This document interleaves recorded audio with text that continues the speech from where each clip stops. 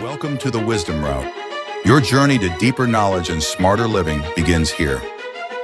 In the world of ancient Greek mythology, there were many powerful gods, but few sparked as much fear and awe as Hades. He was the brother of Zeus and Poseidon, and he ruled over the land of the dead, the underworld. This shadowy place was home to every soul that passed away. Whether they were noble heroes or cruel kings, no one could escape Hades' final judgment. But the path that led Hades to power wasn't simple. Long before the gods ruled the heavens and earth, the mighty Titans held control. Among them was Cronus, the leader of the Titans, who had 6 children with his sister Rhea. These children were the first of the Olympian gods, including Hades. Fearing a prophecy that said one of his children would overthrow him, Cronus did the unthinkable. He swallowed each baby whole as they were born. But Rhea managed to save the youngest, Zeus, hiding him away until he was strong enough to challenge his father. When Zeus came of age, he forced Cronus to vomit up his siblings, Hades included. With his brothers and sisters at his side, Zeus led a 10-year war against the Titans. It was a battle so fierce that it nearly destroyed the world. To win, the gods needed help from the Cyclopes, legendary craftsmen who gifted Zeus a thunderbolt, Poseidon a trident, and Hades a helmet that made him invisible. The gods won and banished the Titans to a deep prison called Tartarus. The 3 brothers then divided the world.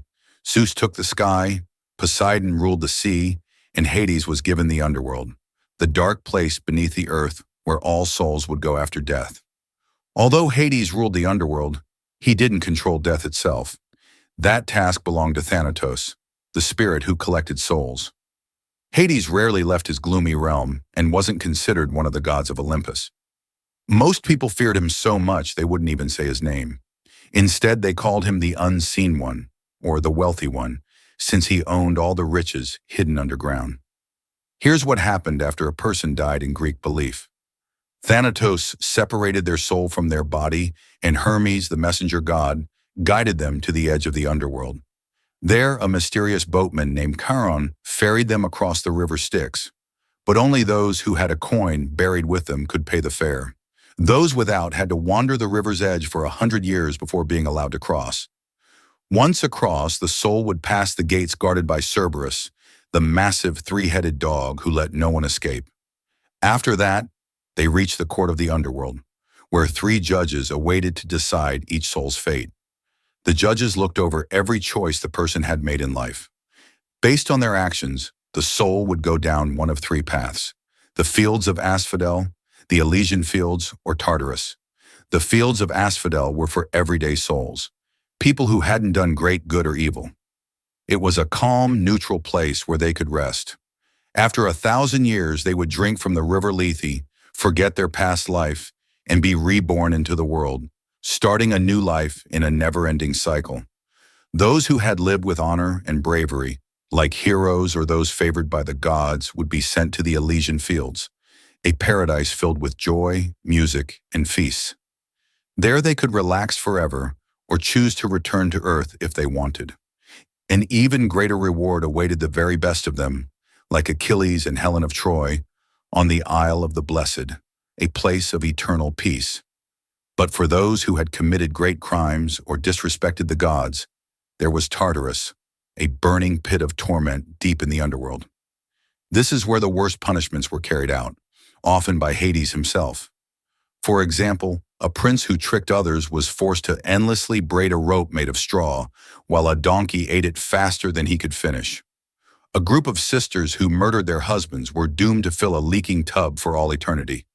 Another man, Ixion, was tied to a flaming wheel that spun forever, and Tantalus, who stole from the gods and killed his own son, was cursed to stand in a pool of water beneath a fruit tree, always hungry and thirsty, but never able to eat or drink.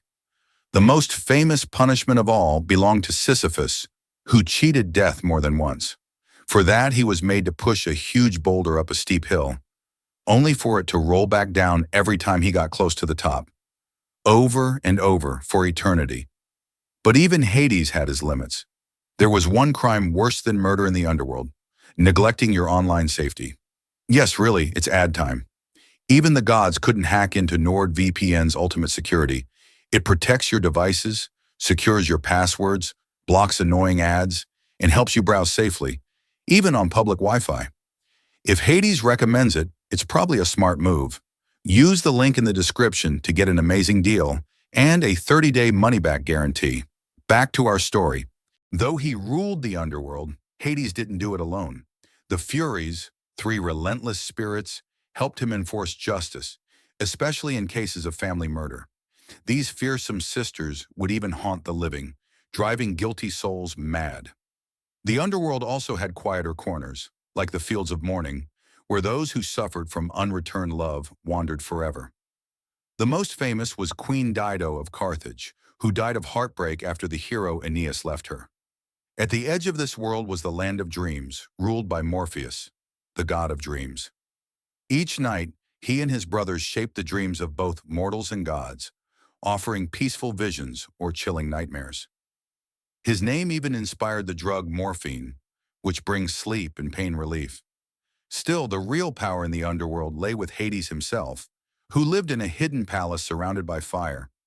Few ever found it, and those who did without an invitation were lost forever in its endless halls. But even a god can get lonely. One day, Hades saw Persephone, the daughter of Demeter, goddess of the harvest. Struck by her beauty, he decided she would be his queen. As she picked a flower in a sunny meadow, the ground opened up and Hades pulled her into his realm.